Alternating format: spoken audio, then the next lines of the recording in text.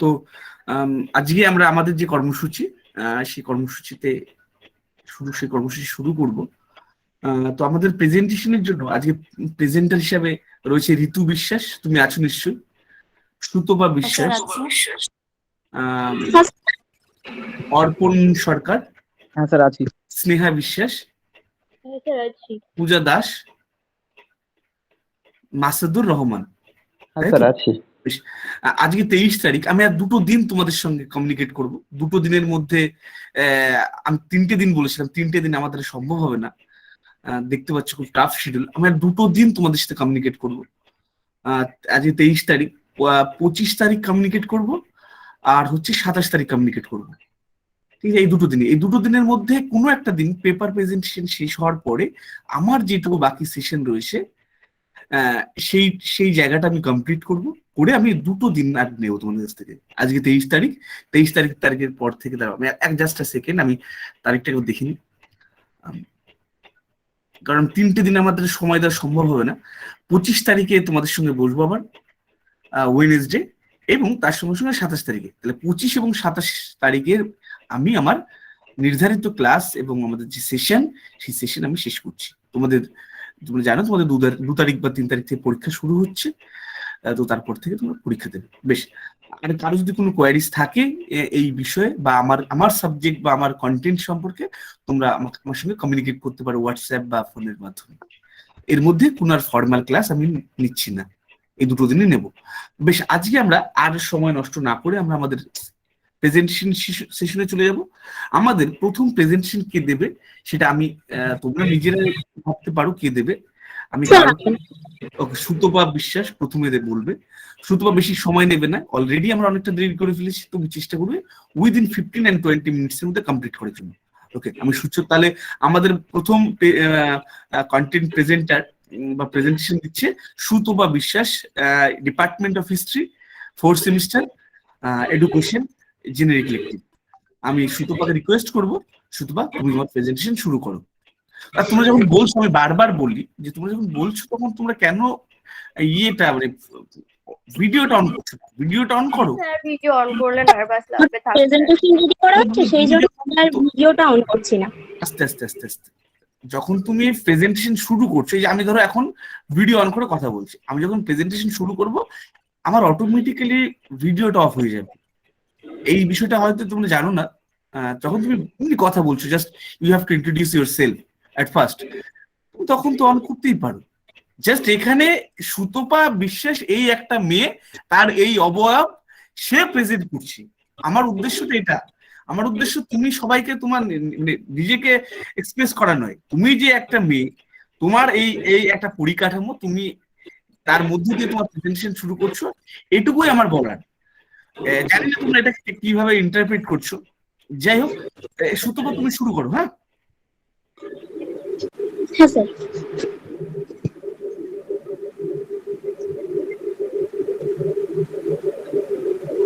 Sir দেখা যাচ্ছে?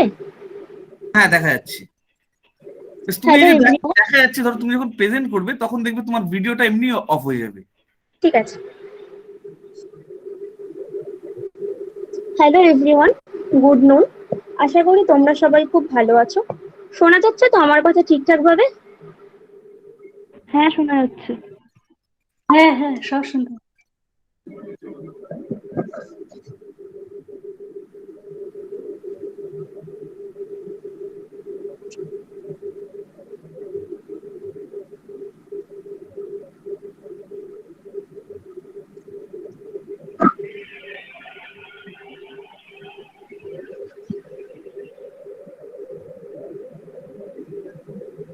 আজ আমি তোমাদের যে জায়গাটা পড়াবো সেটা হলো শিখন সঞ্চালন বা ট্রান্সফার অফ লার্নিং। আচ্ছা, তোমাদের মধ্যে থেকে কি কেউ একজন বলবে যে শিখন কাকে বলে?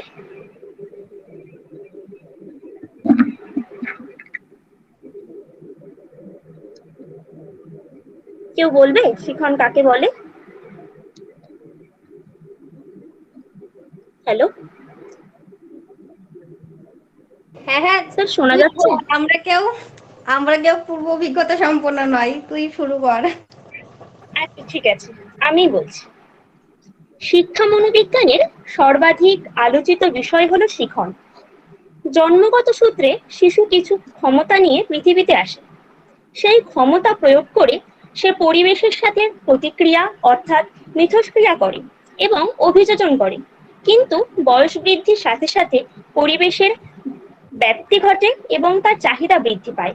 জন্মসূত্রে প্রাপ্ত ক্ষমতা এই বিস্তৃত পরিবেশের সাথে অভিযোজন এবং নতুন চাহিদা পূরণ করার পক্ষে যথেষ্ট নয়। বিভিন্ন সূত্র থেকে তাকে নতুন নতুন প্রক্রিয়া বা আচরণ আয়ত্ত করতে হয়। এই নতুন আচরণ বা প্রক্রিয়া আয়ত্ত করাকেই বলা হয় শিখন। এটুকু কি বোঝা গেছে যে শিখন কাকে বলে?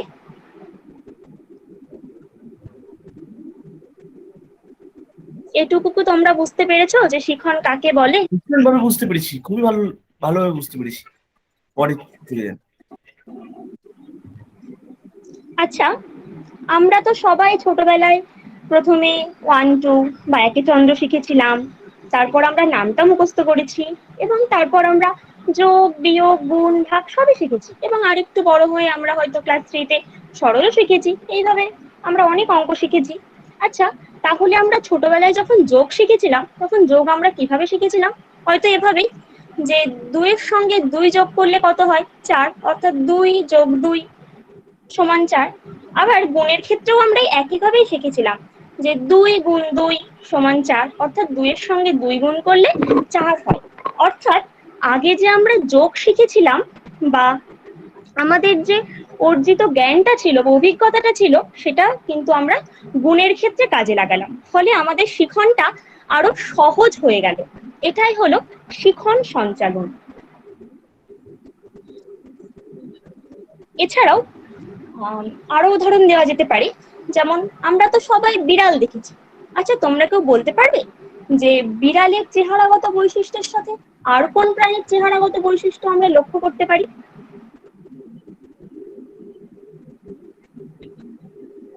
কেউ একজন বলো। একদমই তাই, বাঘ। আমরা যখন পূর্বে বিড়াল দেখেছিলাম এবং যখন পরবর্তীতে আমরা বাঘ দেখলাম, তখন আমাদের তো খুব সহজেই এটা মনে হবে যে বাঘ এটা তো বিড়ালের মতো দেখতে, শুধু পার্থক্য এটাই যে বিড়াল আকারে ছোট আর বাঘ আকারে বড়। তাহলে আমাদের যে পূর্ব অভিজ্ঞতাটা ছিল সেটা আমরা পরবর্তীতে বাঘের ক্ষেত্রে কাজে লাগালাম এবং আমরা খুব সহজেই এটা বলতে পারলাম যে হ্যাঁ, বাঘ আয়তনে বড়, এটাই। তো আমাদের পূর্ব অভিজ্ঞতাটা আমরা বাঘের ক্ষেত্রে কাজে লাগালাম, এটাও কিন্তু শিখন সঞ্চালন। আবার আমরা এডুকেশনে বৃদ্ধি সম্বন্ধে পড়েছি, বৃদ্ধি কি বা বৃদ্ধির বৈশিষ্ট্য কি। বৃদ্ধি কি বা বৃদ্ধির বৈশিষ্ট্য সম্বন্ধে যদি আমরা পড়ে থাকি তাহলে পরবর্তীতে কিন্তু পরিণমন বুঝতে আমাদের কোনো অসুবিধা হবে না, কারণ বৃদ্ধি এবং পরিণমন প্রায় এক। এটুকু বোঝা গেছে? বোঝা গেছে। শিখন সঞ্চালন বা ট্রান্সফার অফ লার্নিং এই বিষয়টাকে বোঝানোর জন্য আমি এটাকে 3টে ভাগে ভাগ করে আলোচনা করছি। প্রথমে আমরা জানবো যে শিখন সঞ্চালন কি এবং কয়েকজন শিক্ষাতত্ত্ববিদ তারা কি মত দিয়েছেন সেটা জানবো। তারপর শিখন সঞ্চালনের প্রকারভেদ এবং সর্বশেষে আমরা জানবো শিখনের ওপর শিক্ষা সঞ্চালনের গুরুত্ব। এরপর আমরা আসছি শিখন সঞ্চালনের সংজ্ঞা, অর্থাৎ definition of transfer of learning. সংজ্ঞা বলছে যে প্রক্রিয়ায় কোনো বিষয়বস্তু থেকে প্রাপ্ত জ্ঞান বা দক্ষতাকে পরবর্তী কাজের ক্ষেত্রে প্রয়োগ করা হয় তাকে শিখন সঞ্চালন বলে। অর্থাৎ সহজ ভাষায় শিখন সঞ্চালন হলো কোনো বিষয়ের শিখন অন্য কোনো বিষয়ের শিখনের ওপর প্রভাব বিস্তার। আমাদের প্রতিদিনের জীবনে আমরা অনেক কিছুই করি যা আগে থেকে শেখা বা জানা অভিজ্ঞতার দ্বারা প্রভাবিত। একটি বিষয়ে শেখা জ্ঞান অনেক সময়ই অন্য বিষয়ে সঞ্চালিত হয়। এক বিষয়ে শেখা জ্ঞান অন্য বিষয়ে সঞ্চালিত বা স্থানান্তরিত হওয়াকে বলা হয় শিখন সঞ্চালন। যেমন আমি আগেই বললাম যে পাটিগণিতে যোগ বিয়োগ শিখলে আমাদের গুণ ভাগ শিখতে সহজ হয়, আবার পিয়ানো বাজানো জানলে টাইপ শিখতে সহজ হয়। এবার আসছি এ প্রসঙ্গে মনোবিদ সোরনসন বলেছেন একটি পরিস্থিতিতে অর্জিত জ্ঞান, প্রশিক্ষণ এবং অভ্যাস অন্য পরিস্থিতিতে সঞ্চালনকে শিখন বলে। আবার মনোবিতজ্ঞ প্রো অ্যান্ড প্রো বলেছেন, চিত্ত, অনুভূতি, জ্ঞান, দক্ষতার অভ্যাস এক শিখন অবস্থা থেকে অন্য শিখন অবস্থায় স্থানান্তরিত হওয়াকে শিখন সঞ্চালন বলে। তোমরা কি বুঝতে পেরেছো শিখন সঞ্চালন কাকে বলে? হ্যাঁ ম্যাম, বুঝতে পেরেছি। হ্যাঁ, বুঝতে পেরেছি। তাহলে এবার আমরা আসছি শিখন সঞ্চালনের শ্রেণীবিভাগ, types of transfer of learning.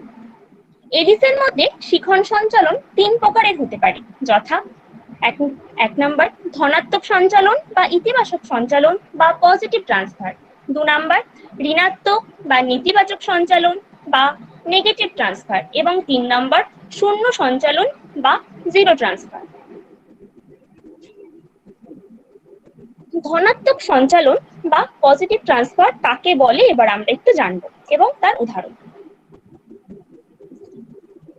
কোনো একটি কাজে অর্জিত পূর্ব অভিজ্ঞতা যখন পরবর্তী কাজ সম্পাদনে সাহায্য করে তখন তাকে বলা হয় ধনাত্মক সঞ্চালন।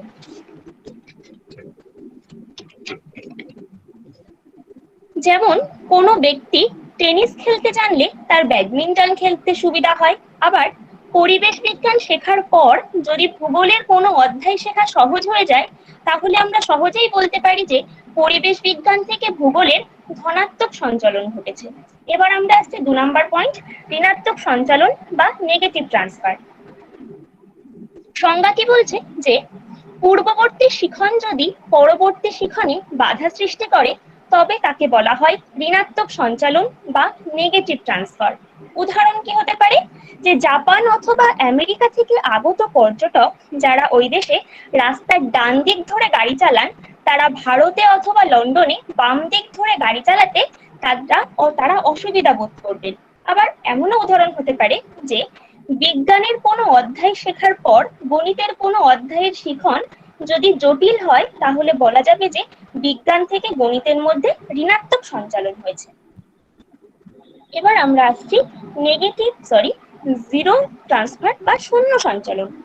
সংজ্ঞায় বলা হয়েছে যে যদি প্রথম বিষয়ের শিখন দ্বিতীয় বিষয়ের শিখনকে প্রভাবিত বা বাধা প্রদান না করে তাহলে তাকে বলা হয় শূন্য সঞ্চালন বা জিরো ট্রান্সফার।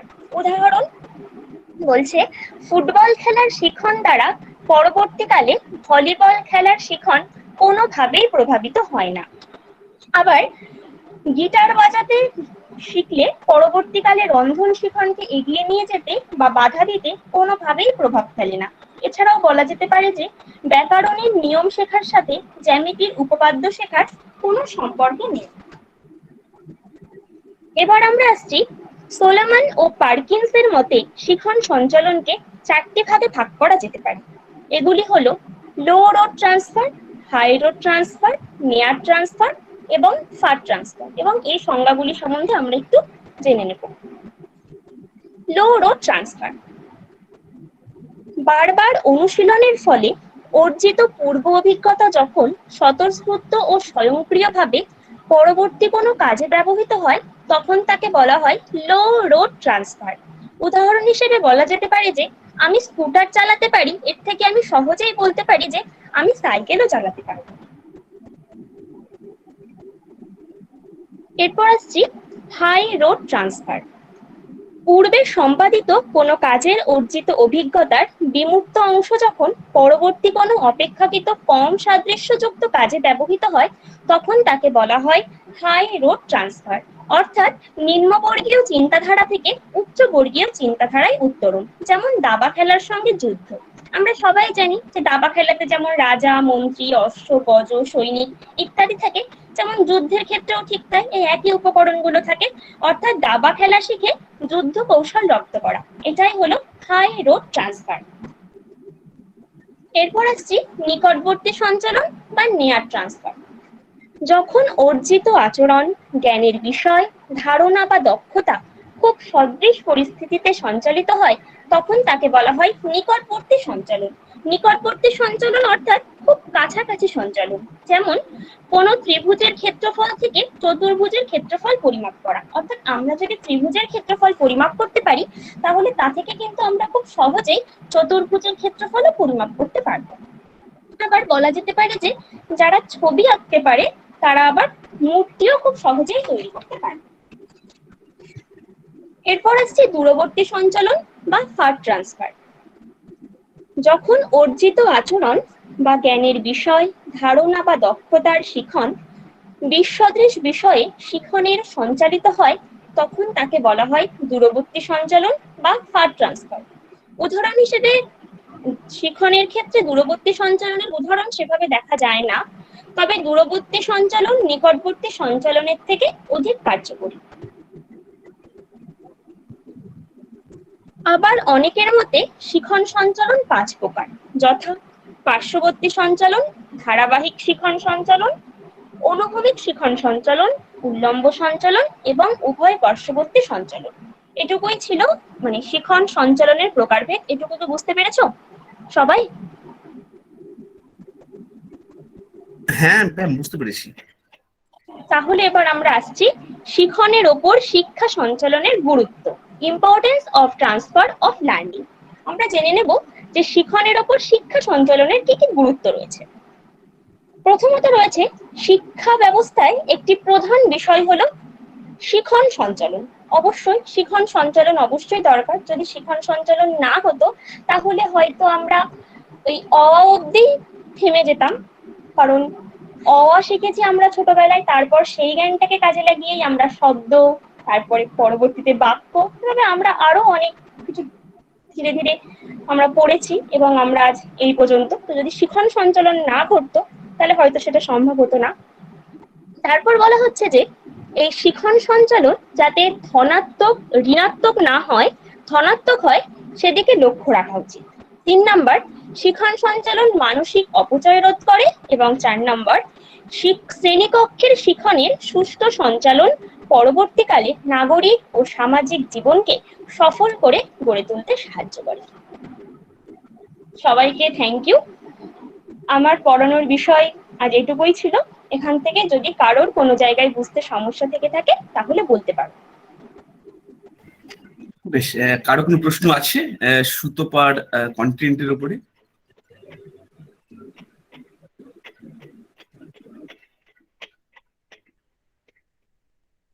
স্যার, ও বলুন। একটা উদাহরণ দিয়েছিল যে ছবি আঁকতে পারলেই মূর্তি তৈরি করতে পারবে। এটা ঠিক কতটা সার্থক কথাটা? হ্যাঁ স্যার, আমারও এই প্রশ্নটাই ছিল। এটা তো সবসময় হয় না এই ক্ষেত্রে। আর একটা উদাহরণ দিয়েছিল স্কুটি চালাতে পারলে সে সাইকেল চালাতে পারবে।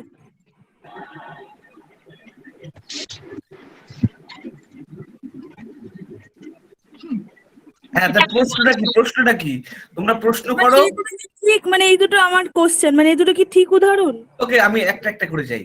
এই দুটো এক্সাম্পল দিলে যে একটা সাইকেল চালাতে পারলে স্কুটি চালাতে পারবে। না না, ও বলেছে স্কুটি চালাতে পারলে আবার সাইকেল চালাতে পারবে। ওই তো একই ব্যাপার তো, পরস্পরের হ্যাঁ, তো সাইকেল চালানো না জানলে তো স্কুটি চালানো যায়। দুটোর মধ্যে তো কোনো সম্পর্ক নেই সেরকম। দুটো শুধু আছে। আমি বলি, একজন যে স্কুটি চালাচ্ছে, এখানে মেন হচ্ছে ব্যালেন্সের জায়গা। You have to coordinate your physical sense organ. যে স্কুটি চালাচ্ছে সে তার ফিজিক্যাল সেন্স অর্গান গুলোকে কোঅর্ডিনেট করতে পারছে বা সাইকোমোটর ডোমেন্স গুলোকে কোঅর্ডিনেট করতে পারছে। যে এই ডোমেন গুলোকে কোঅর্ডিনেট করতে পারবে সে অবভিয়াসলি ওই ধরনের কোনো ব্যালেন্সিং সিচুয়েশন, লাইক কোনো একটা বাসের উপর দিয়ে হেঁটে যাওয়া বা সাইকেল চালানো, এই ধরনের ব্যালেন্সিং সিচুয়েশন গুলো সে খুব ইজিলি হ্যান্ডেল করতে পারবে। এটা আমার দৃঢ় বিশ্বাস। এবং আমি জানি এক্ষেত্রে একটা ট্রান্সফার অফ লার্নিং অবশ্যই হয়। সেটা বাইক চালানো থেকে শুরু করে স্কুটি চালানো যে কোনো ক্ষেত্রে হতে পারে, যেখানে ব্যালেন্সের প্রশ্ন আসে। আমি এখানে বলছি না সেখানে গিয়ার আলা বা গিয়ার ছাড়া বা স্কুটি বা সাইকেল প্যাডেল এইসব কিছু বলছি না। আমি যেখানে ব্যালেন্সের প্রশ্ন আসছে সেই ব্যালেন্সের কথা বলছি, যে সাইকোমোটর ডোমেন গুলো আমাদের বেশ হেল্প করে। যাই হোক, এটা নিয়ে চলতে থাকবে বা এটা নিয়ে আমরা পরবর্তীতে আলোচনা করবো। আবার আমাদের যেহেতু আজকে অনেক 6 জন প্রেজেন্টার, তার আগে সুতপাকে আমি বলি, সুতপা যেটা আজকে পড়ালো ট্রান্সফার অফ লার্নিং পড়ালো সুতপা। তো ট্রান্সফার অফ লার্নিং এ ও আমাদেরকে এটাই বোঝালো যে না, একটা জায়গাকার শিখন আর একটা আমাদের প্রভাবিত করে বা হেল্প করে। ম্যাক্সিমাম ক্ষেত্রে, কিছু কিছু এক্সেপশনাল থাকে যেগুলো আমরা জিরো ট্রান্সফার বলি, কিছু কিছু ক্ষেত্রে আমাদের নেতিবাচক প্রভাব ফেলে যেগুলোকে আমরা নেগেটিভ ট্রান্সফার বলি। কিন্তু আমার ক্ষেত্রে তো একটা ভীষণভাবে পজিটিভ ইম্প্যাক্ট ফেলেছে। যেমন সুতোপার পড়ানোর ভঙ্গি, মানে সত্যি আমি মানে ওর পড়ানোর মানে যে স্টাইল বা ফরম্যাট বা এত আত্মবিশ্বাসের সঙ্গে এত পোলাইটলি এত ফ্রিলি ফ্র্যাঙ্কলি কেউ পড়াতে পারে, এটা আমার ধারণা ছিল না। ইভেন আমি আমি আমি ড্যাম শিওর যে আমাদের কলেজে কতজন টিচার ওর মতো এইভাবে পড়াতে পারে, ইনক্লুডিং মি। আমি তো পারবোই না, কতজন পারে আমি জানি না। মানে আমি অত্যন্ত ভাবে মুগ্ধ, এবং আমি সত্যি বলতে ওর পড়ানোর প্রেমে পড়ে গেছি, মানে এত ভালো পড়িয়েছে ও।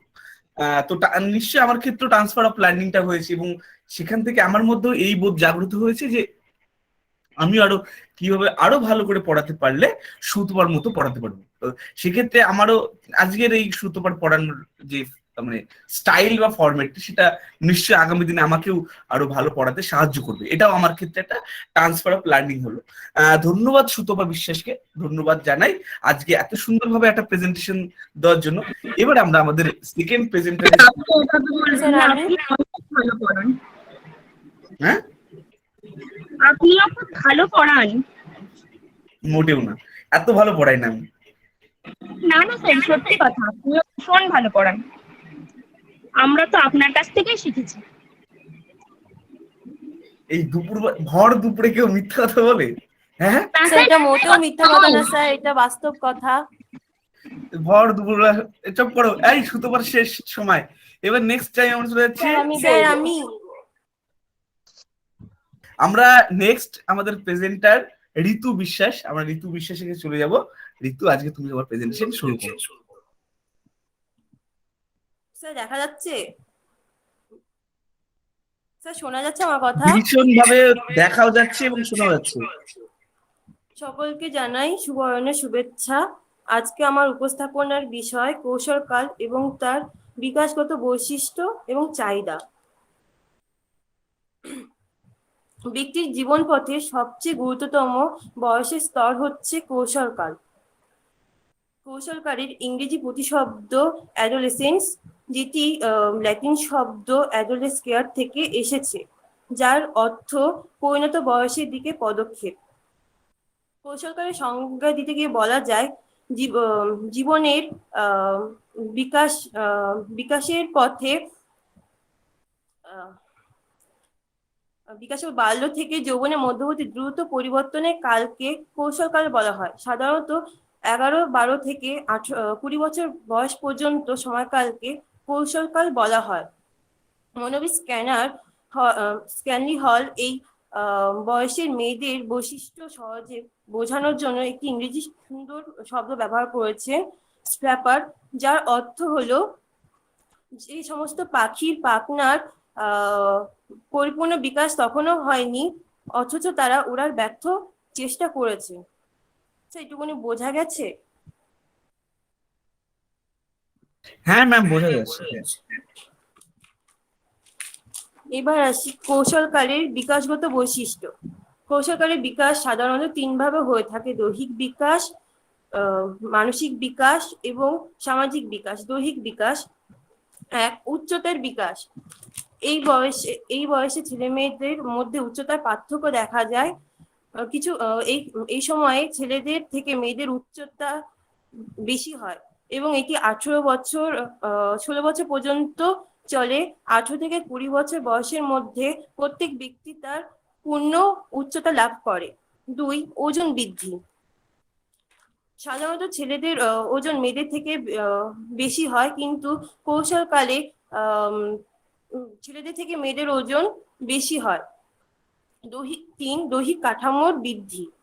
এই বয়সে ছেলে মেয়েদের দৈহিক কাঠামো পূর্ণতা লাভ করে। স্নায়ুতন্ত্রের বিকাশগত বৈশিষ্ট্য বা বৃদ্ধি।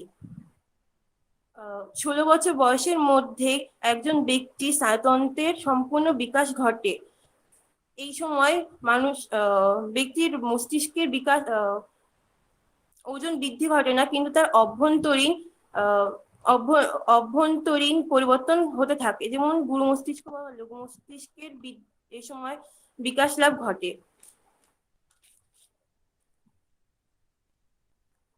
5 দেহ সঞ্চালনগত বিকাশ। এই সময়ে ছেলে এবং মেয়েরা পূর্ণভাবে অঙ্গ প্রত্যঙ্গগুলি সঞ্চারিত করতে পারে। মানসিক বিকাশ। 1 বিমূর্ত চিন্তনের ক্ষমতার বিকাশ। এই বয়স স্তরে শিশুদের চঞ্চলতা অনেকটাই কমে যায় এবং তাদের বিমূর্ত চিন্তন ক্ষমতার বিকাশ ঘটে। এই বয়সে তারা কোনো ভুল কাজ করলে সেটি ভবিষ্যতে করার আর চেষ্টা করে না। অনুরাগ বিকাশ। এই বয়সে ছেলেমেয়েদের মধ্যে বিভিন্ন জিনিস বস্তুকে কেন্দ্র করে অনুরাগের বিকাশ ঘটে। 3 আবেগ প্রবণতা। এই বয়সে ছেলেমেয়েরা বিভিন্ন সাধারণত কৌতূহল, অনুভূতি ও আকাঙ্ক্ষার বৃদ্ধি ঘটে। এর ফলে তারা বিভিন্ন কাজ করতে এগিয়ে আসে। যেমন রাস্তায় যদি তারা ভিক্ষুককে দেখে তবে তাদের মধ্যে একটা দয়ার সৃষ্টি হয় এবং তারা তাকে সাহায্য করতে এগিয়ে যায়। 4 কল্পনা বিলাসী। সাধারণত এই কিশোর কৈশোরকালে ছেলেমেয়েরা কল্পনা বিলাসী হয়ে থাকে। সামাজিক বিকাশ। কল্যাণমূলক কাজের প্রবণতা। এই বয়সে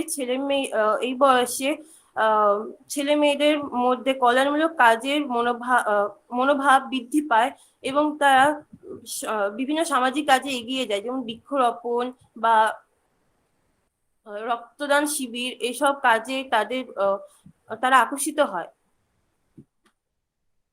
দলবদ্ধতার প্রবণতা। কৈশোরকালে ছেলেমেয়েরা দলবদ্ধভাবে চলতে পছন্দ করে।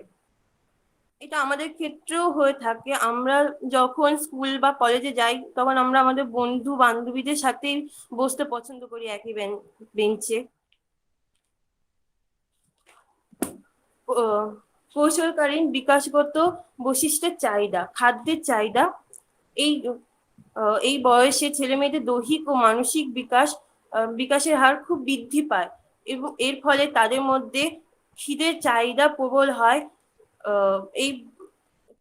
এই জন্য তাদের কিছুক্ষণ পর পর খিদে অনুভব করে। স্বাধীনতার চাহিদা। এই বয়সে ছেলেমেয়েরা স্বাধীনভাবে চলতে পছন্দ করে এবং নিজেদের কাজ নিজেরাই করতে পছন্দ করে। আত্মপ্রকাশের চাহিদা। এই বয়সে ছেলেমেয়েরা বিভিন্ন সাংস্কৃতিকমূলক কাজের মধ্য দিয়ে নিজেদের যোগ্যতাকে প্রমাণ করার চেষ্টা করে এবং সমাজে তার একটা সমাজে যে তারা স্বীকৃতি পায় তার চেষ্টা করে। এই চাহিদাকেই বলা হয় আত্মপ্রকাশের চাহিদা। জ্ঞানের চাহিদা। এই বয়সে ছেলেমেয়েদের মধ্যে নতুন নতুন বিষয়কে কেন্দ্র করে কৌতূহলের সৃষ্টি হয় এবং একটি বিষয়ের প্রতি অনুরাগ স্থায়িত্ব লাভ করে। এই বয়সে বিভিন্ন জিনিসকে জানার চেষ্টা তাদের হয়। একেই বলে জ্ঞানের চাহিদা।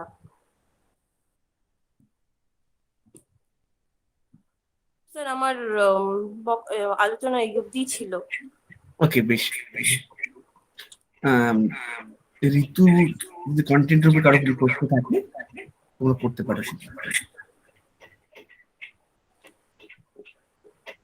কারো কোনো প্রশ্ন?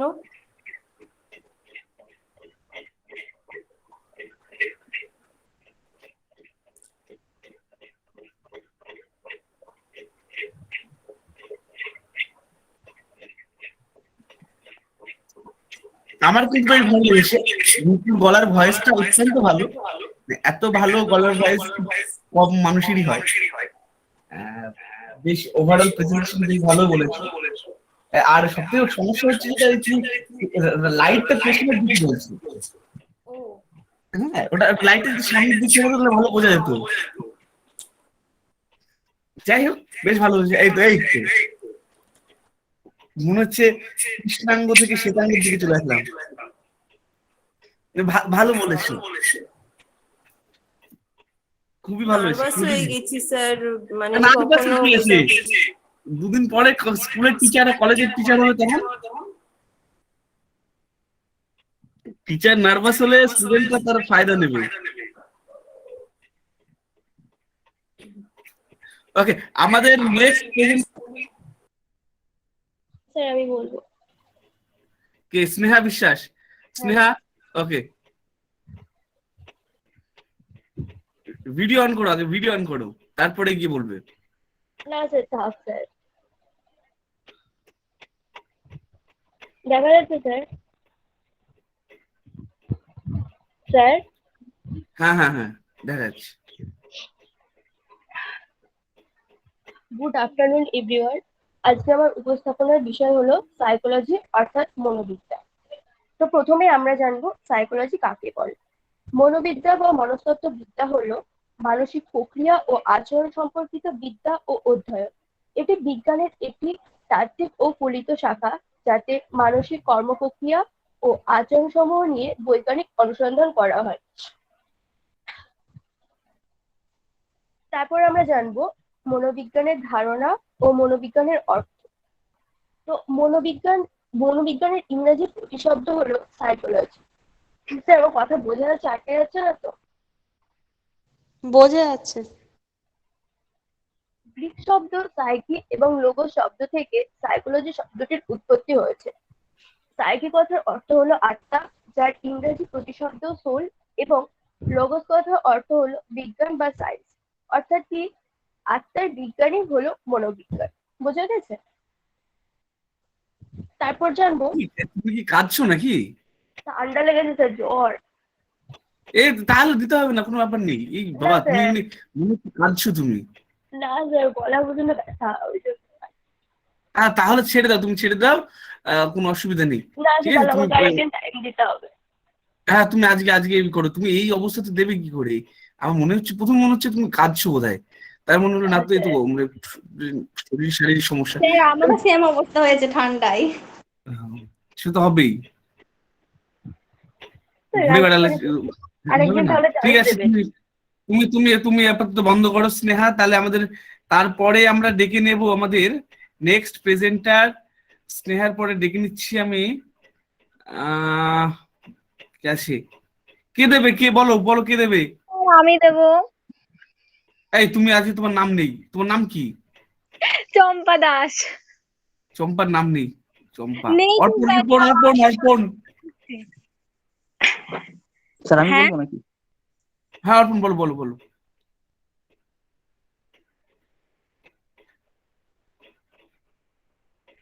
অর্পণ বলো। হ্যাঁ স্যার, একটু এরপরে দাঁড়ান। বলবে পূজা আর মাসাদু, দুজন আছে। পূজা স্যার আর আমার মাসাদু, তোমরা একটু প্রেজেন্ট বলো। হয়েছে স্যার? হ্যাঁ, হয়েছে হয়েছে। হ্যাঁ হয়েছে।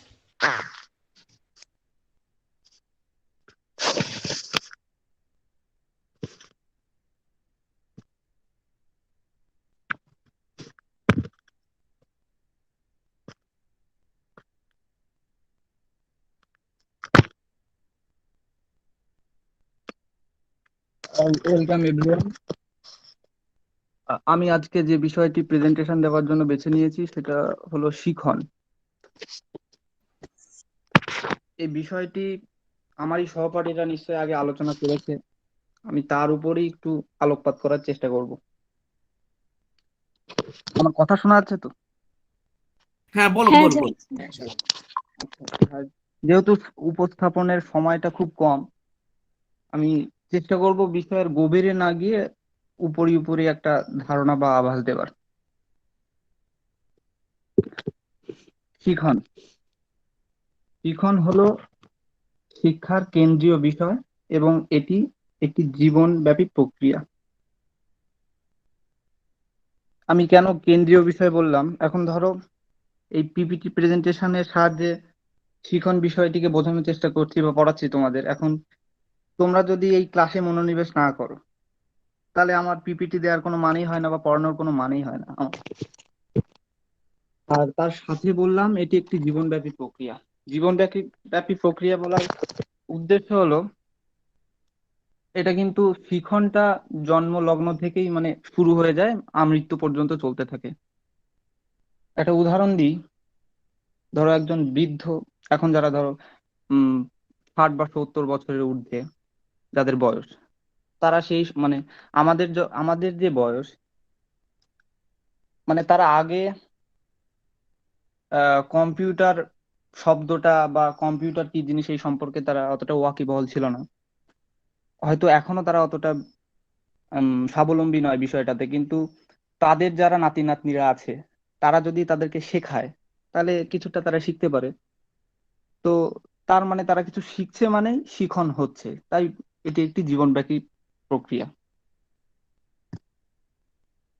শিখনের সাধারণ সংজ্ঞা: যে কোনো যে কোনো কারণেই আচরণ ধারা স্থায়ী পরিবর্তন হোক না কেন, তা করতে গিয়ে যদি প্রাণী তার অভিজ্ঞতাকে কাজে লাগিয়ে বা পূর্বে প্রশিক্ষণ লব্ধ অভিজ্ঞতাকে কাজে লাগায়, তাকেই শিখন বলে। একটু আগেই একটি মেয়ে বলছিল যে উম, যোগ যোগের কথাটা আর কি, 2+2=4 হয়। প্রথমে আমরা যোগ শিখি, তারপরে সেই অভিজ্ঞতাটাকে আমরা গুণের ক্ষেত্রে কাজে লাগাই, অর্থাৎ 2 × 2 = 4। তার মানে প্রাণী আগে কিছু জানে, তারপরে সেই অভিজ্ঞতাগুলোকে পরে কাজে লাগাতে পারে আর কি, সেই জিনিসগুলোকে। এরপরে শিখন সম্পর্কে বিভিন্ন মনোবিদ কি বলেছেন সেগুলো দেখবো আমরা। মনোবিদ গিলফোর্ড বলেছেন, যেভাবে শিখনের মানে তিনি যেভাবে শিখনের সংজ্ঞা দিয়েছেন সেটা হলো, শিখন এক প্রকার আচরণ পরিবর্তনের প্রক্রিয়া যা আচরণের দ্বারাই সংঘটিত হয়। আহ এটা বুঝতে গেলে একটা উদাহরণ দিই তোমাদের। যেমন ধরো, বাচ্চারা যখন ছোট থাকে তখন তাদের খিদে পেয়েছে এটা বোঝাতে তারা কি করে?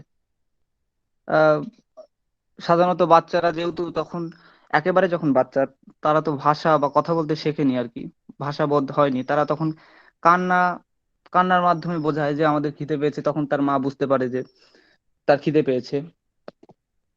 আহ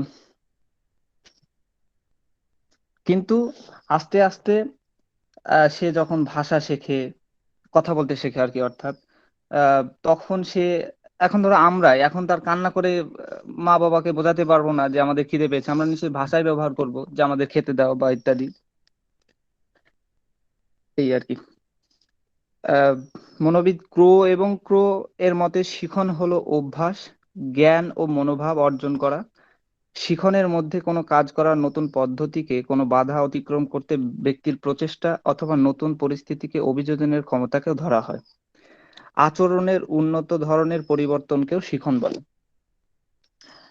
আহ এটা বলতে গেলে একটা জিনিস বলি,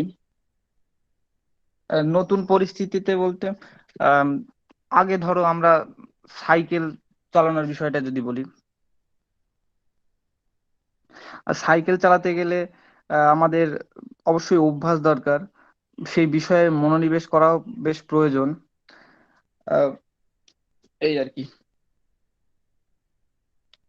এরপরে শিখনের সংজ্ঞা থেকে যে বিষয়গুলি আমরা পেলাম, আহ, সেগুলো নিয়ে একটু আলোচনা করবো। মানে এগুলো কিওয়ার্ড বলতে পারো, চাইলে এগুলো তোমরা নোট করতে পারো খাতায় যদি প্রয়োজন বোধ করো। তো আহ, কি কি পেলাম সেগুলো দেখবো। প্রথম হচ্ছে আচরণ ধারার পরিবর্তন, 2 অনুশীলনের প্রয়োজনীয়তা, 3 আচরণ ধারার প্রশিক্ষণ এবং অভিজ্ঞতার প্রয়োজনীয়তা। হ্যাঁ, অবশ্যই। প্রেরণা সঞ্চার, শিখন প্রেরণা সঞ্চার করতে সাহায্য করে। লক্ষ্য অভিমুখী আচরণ। আহ, তারপরে আছে অভ্যাস ও দৃষ্টিভঙ্গি গঠন, নতুন পদ্ধতির আয়ত্তীকরণ, বাধা দূরীকরণ ও নতুন পরিবেশে মানিয়ে নেওয়া, পুরনো আচরণের সুদৃঢ়ীকরণ, ওটা হয়তো হবে, বানান হয়তো ভুল হতে পারে, এবং আচরণের স্থায়ী পরিবর্তন। এরপরে আমরা দেখব শিখনের প্রকৃতি। মানে এবার শিখনের প্রকৃতি দুটো ভাগে আমরা দেখতে পারি।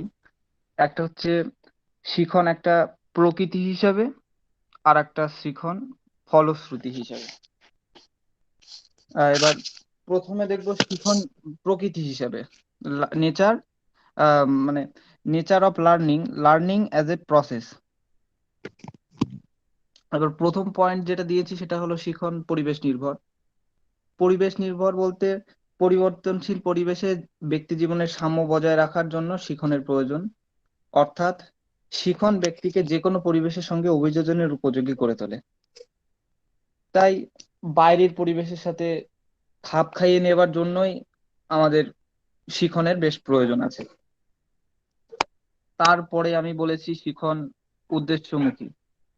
আচ্ছা, আমার কথা না শোনা গেলে অবশ্যই বলবে, হ্যাঁ। হ্যালো। ঠিক আছে স্যার, বলবো। শোনা যাচ্ছে? আচ্ছা আচ্ছা, ঠিক আছে, কোনো অসুবিধা হলে বলবে। তারপরে আমি বলেছি শিখন উদ্দেশ্যমুখী। শিখন উদ্দেশ্যমুখী সাধারণত কোনো উদ্দেশ্য সাধনের জন্য এই আচরণের পরিবর্তন হয়, সুতরাং উদ্দেশ্যটা কিন্তু সুতরাং শিখন কিন্তু উদ্দেশ্যমুখী। এটা বলতে গিয়ে বলতে পারি, একজন যদি কেউ উচ্চ শিক্ষা লাভ করার জন্য, অনেকে পিএইচডি ডিগ্রি টিগ্রি যারা করে, এবার যদি ধরি কেউ লোক সাহিত্যে বা ফোক লিটারেচারে যদি কেউ পিএইচডি করে, সে নিশ্চয়ই সায়েন্স নিয়ে পড়বে না। মানে তার উদ্দেশ্য হচ্ছে মানে পড়বে না বলতে সে নিশ্চয়ই পড়তে পারে, কিন্তু আহ, তার মেইন মানে মোটিভ বা ইচ্ছাটা থাকবে, বা যে বিষয় নিয়ে তার ধ্যান ধারণা থাকবে সেটা হচ্ছে লোক সাহিত্য নিয়ে আর কি। তারপরে হচ্ছে ক্রমবিকাশমান। শিখন ক্রম বিকাশমান। কোনো ব্যক্তি যখন কোনো সমস্যামূলক পরিস্থিতিতে সমস্যা সমাধানের জন্য বিভিন্ন প্রচেষ্টা করে এবং প্রচেষ্টায় সে একটু একটু করে সমাধানের দিকে এগিয়ে যায়, প্রত্যেক পর্যায়ে তার আচরণ ধারার পরিবর্তন হয়, তা ক্রমশ উন্নত মানের হয়ে থাকে। সাঁতার কাটা যদি ধরি, সাঁতার কাটা নিশ্চয়ই আমরা প্রথম দিন গিয়েই একেবারে খুব ভালোভাবে পারি তা নয়। প্রথমে গিয়ে নিশ্চয়ই অনেকেই জল টল খাই, মানে জল খেয়ে ফেলি সাঁতার কাটতে গিয়ে। এই অভিজ্ঞতা নিশ্চয়ই অনেকেরই আছে যারা সাঁতার আহ কাটা শিখেছে আর কি। তারপরে শিখন হলো জীবনব্যাপী প্রক্রিয়া। জীবনের প্রতি মুহূর্তে অভিজ্ঞতার মাধ্যমে শিখন হয়, এটা নতুন করে কিছু বলার নেই। সত্যি করেই তো আজীবনই শিখন আমাদের চলতেই থাকে। মানে যতদিন বেঁচে আছি ততদিন আমাদের কিছু না কিছু শিখেই যেতে হবে। তারপরে একটা পয়েন্ট আমি লিখিনি, এমনি বলছি। শিখন বিভিন্ন উপাদান নির্ভর। শিখন ব্যক্তির নিজস্ব চাহিদা, সামাজিক চাহিদা, সমস্যা, ইচ্ছা, আদর্শের উপর নির্ভর করে। কেউ তাড়াতাড়ি শেখে, কারো শিখতে দেরি হয়। এখানে পেশনার হয়তো একটু সম্পর্ক থাকতে পারে এই পয়েন্টের সাথে। আম, মানে ইচ্ছেটাও নির্ভর করে। তারপরে আমি বলেছি শিখন অনুশীলন নির্ভর। আহ, সত্যি করেই তো শিখন অনুশীলন নির্ভর। কিছু কিছু শিখনের ক্ষেত্রে কিছু পরিমাণ অনুশীলন প্রয়োজন হয়। যেমন আম, কি বলবো, হারমোনিয়াম বাজানো, তারপরে সাঁতার কাটা, সাইকেল চালানো বা গাড়ি চালানো, মোটরসাইকেল চালানো, এই সমস্ত কিছু। এরপরে আমরা দেখব শিখনের প্রকৃতি ফলশ্রুতি হিসাবে, nature of learning, learning as a outcome. মানে শিখনের ফলে আমরা কি পাচ্ছি, আউটকামটা কি পাচ্ছি। আহ প্রথমে আমি বলেছি ভাষাগত দক্ষতার বিকাশ। ভাষাগত দক্ষতার বিকাশ বলতে আমরা আহ, যখন প্রথমে জন্মাই তখন আস্তে আস্তে প্রথমে আমরা বর্ণ, প্রথমে অক্ষরগুলো সম্পর্কে জানি আর কি, স্বরবর্ণ, ব্যঞ্জন বর্ণ। তারপরে তারপরে আমরা বাক্য গঠন করতে পারি আস্তে আস্তে যখন একটু বড় হই। তারপরে আমরা বিভিন্ন প্যারাগ্রাফ বা বড় বড় রাইটিং লিখতে সক্ষম হই। তারপরে বলেছি হচ্ছে আহ, বৌদ্ধিক দক্ষতাবলীর বিকাশ বা দক্ষতার বিকাশ। বৌদ্ধিক দক্ষতাগুলির কতকগুলি স্তর আছে। এর মধ্যে হলো পার্থক্যকরণ, ধারণা গঠন ও নিয়মের শিখন। এরপরে আমি বলেছি বৌদ্ধিক দক্ষতাগুলোর বিকাশ। না, এটা বললাম বোধহয়, না এটা বললাম আমি। জ্ঞানমূলক কৌশলের বিকাশ। তারপরে জ্ঞানমূলক কৌশলগুলি শিক্ষার্থীর বৌদ্ধিক ক্রিয়াকর্মগুলির বিকাশ ঘটায়। এগুলি সাধারণত শিক্ষার্থীর শিখন, স্মরণ, চিন্তন, যুক্তি প্রদান, সংশ্লেষণ, সমস্যা সমাধান প্রভৃতি বিষয় সম্পর্কিত ক্রিয়াগুলি অর্জনে সহায়তা করে। অর্থাৎ এগুলি অভ্যন্তরীণ তথ্যের বিন্যাস ও প্রক্রিয়াকরণের পক্ষে বিশেষ সহায়ক। তারপরে বলেছি মনোভাবের বিকাশ। মনোভাব হলো প্রাক্ষবিক প্রক্রিয়া। মনোভাবের কিছু প্রেষণাগত গুণ আছে এবং এগুলি ধনাত্মক ও ঋণাত্মক হতে পারে। এর পরে আমরা দেখব শিখনের বৈশিষ্ট্য। শিখন যেহেতু অভিজ্ঞতা ও প্রশিক্ষণের দ্বারা, আচরণের দ্বারা পরিবর্তন, কাজে এটি অর্জিত, কোনোভাবে জন্মগত প্রভাব এখানে ক্রিয়াশীল নয়। অন্যান্য ব্যক্তিসত্তার বৈশিষ্ট্যের মতো সব ধরনের শিখনে অর্জিত আচরণ বলা যেতে পারে। এবার যে বৈশিষ্ট্যগুলো আমি লিখেছি তার প্রথমে আমি বলেছি শিখন হলো আচরণ ধারার পরিবর্তন। শিখন তা যে কোনো ধরনের হোক না কেন, আহ তার শিক্ষার্থীর আচরণের পরিবর্তন সাধন করে। আসলে শিখন আমাদের মধ্যে যদি আহ সঠিক শিখন সম্ভব হয় তাহলে আমরা রুচিশীল হব, মার্জিত হব। উম কোথায় কি বলতে হবে, করতে হবে আমরা নিশ্চয়ই ভেবে চিন্তে করার চেষ্টা করব। তারপরে শিখন জীবনব্যাপী প্রক্রিয়া। এটা আগেও বলেছি, শিখনের সংজ্ঞা দিতে গিয়েও বলেছিলাম, বা একদম শুরুতে তোমাদের বলেছি। তারপরে হচ্ছে শিখন সর্বজনীন প্রক্রিয়া। যে কোনো জীবিত প্রাণীর জাতি, বর্ণ, লিঙ্গ, ভৌগোলিক অবস্থান নির্বিশেষে শিখনের ক্ষমতা রয়েছে। অনেকে, আমরা একটা উদাহরণ দিতে পারি, বৈদিক যুগে যেমন ছিল আর কি, তখন বলা হতো যে ব্রাহ্মণরাই শুধু শিক্ষার অধিকার পাবে, আর বাকি যে তিনখানা জাতি ছিল, বৈশ্য, ক্ষত্রিয়, শূদ্র, তারা শিক্ষার অধিকার থেকে বঞ্চিত। এটা কিন্তু কোনোভাবেই মেনে নেওয়া যায় না, বা এটার সত্যি কোনো ভিত্তি নেই কিন্তু। তারপরে শিখন হলো উদ্দেশ্য ও লক্ষ্যাভিমুখী। শিখন সত্যি উদ্দেশ্যমুখী। ব্যক্তি কোনো একটি নির্দিষ্ট উদ্দেশ্য অনুসারে ও লক্ষ্যে পৌঁছাবার জন্য কোনো একটি কাজ সম্পন্ন করার কৌশল আয়ত্ত করে। একটি শিখন পরিস্থিতিতে ব্যক্তি কি করবে তা নির্ভর করছে তার উদ্দেশ্য ও লক্ষ্যের উপর।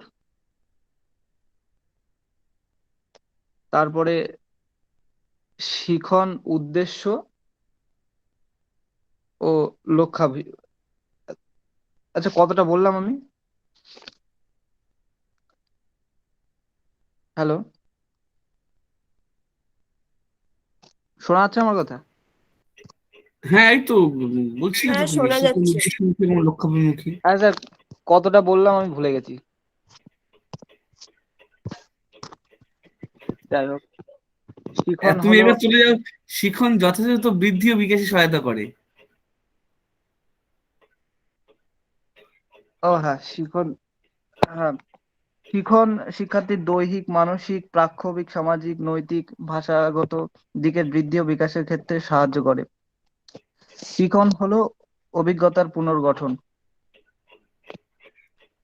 শিখন জীবনের যে কোনো পর্যায়ে আমরা যা শিখি তা আমাদের শিখন অভিজ্ঞতা হিসেবে সঞ্চিত থাকে এবং পরবর্তী শিখনের ক্ষেত্রে পূর্ব অভিজ্ঞতা হিসেবে ব্যবহৃত হয়। পরবর্তীকালে আমরা যখন নতুন ও সমৃদ্ধ পরবর্তীকালে যখন আমরা নতুন ও সমৃদ্ধ অভিজ্ঞতা লাভ করি তখন পূর্ব অভিজ্ঞতাগুলি পরিমার্জিত হয়। আর এখানে বলতে গেলে যারা, আচ্ছা, ক্রিকেটে পুল শট শব্দটা নিশ্চয়ই শুনেছো, ক্রিকেট যারা দেখো আর কি।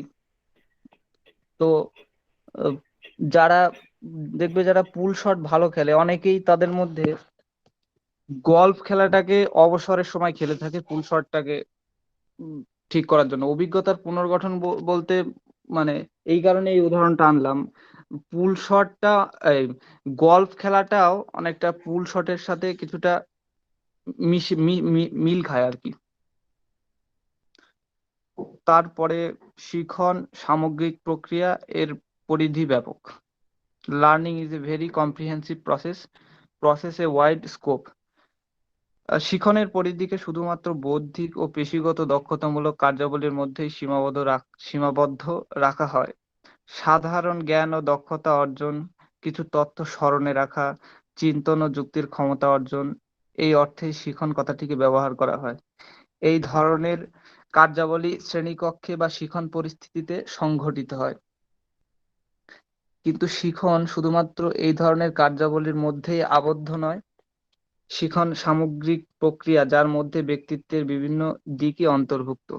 অভ্যাস গঠন, আগ্রহ, মনোভাবের বিকাশ ও জটিল পর্যবেক্ষণ, বিশ্বাস অর্জন, আদর্শ গঠন, লক্ষ্য ও উদ্দেশ্যের স্থিরীকরণ, এই সমস্ত বিভিন্ন বিষয়ে শিখনের পরিধি বিস্তৃত। সুতরাং শিখন শুধুমাত্র শ্রেণীকক্ষের পঠন পাঠনের মধ্যেই সীমাবদ্ধ নয়। ধন্যবাদ সবাইকে। আমার এইটুকুই পড়ানোর ছিল স্যার। ওকে, ধন্যবাদ। অর্পণ কি অর্পণ আগে বলে নি, অর্পণের কন্টেন্টের উপর কারো কোনো প্রশ্ন থাকলে তাহলে জিজ্ঞেস করতে পারো।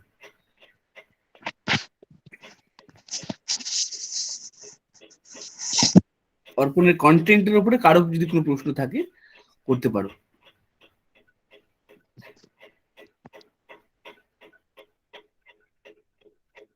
বেশ, আমার যেটা মনে হয়েছে অর্পণ, হ্যাঁ স্যার।